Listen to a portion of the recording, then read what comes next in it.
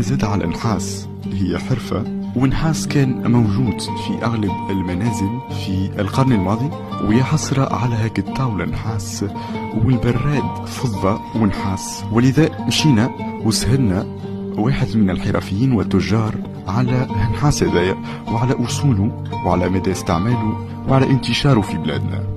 عسلامة، ربي يعينك. عايشك، ربي يفضلك. عايش بنتي.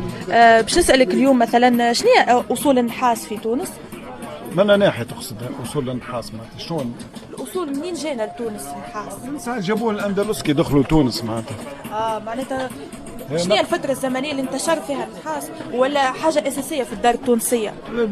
نجم تقول ما بعد الاستقلال ولت حاجة أساسية معناتها، ما بعد الاستقلال، حتى ما قبل الاستقلال، لكن بعد الاستقلال ولت حاجة مهمة برشا. أكثر رواج معناتها، اللي تعرس ولا حاجة تلقى تحضر بالطبيعة. توا ماشي تضمحل، ماشي تنقص معناتها.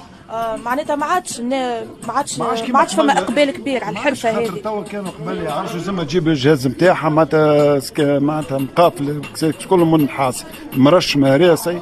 توا ماشي تنقص، توا تقع عليها معناتها التكنولوجيا تغطى عليها، ولات حاجه تقليديه ياخذوا العباد ياخذوا منها سوفينير. معناتها حاجه تقليديه تقعد معناتها في تاريخنا في تراثنا.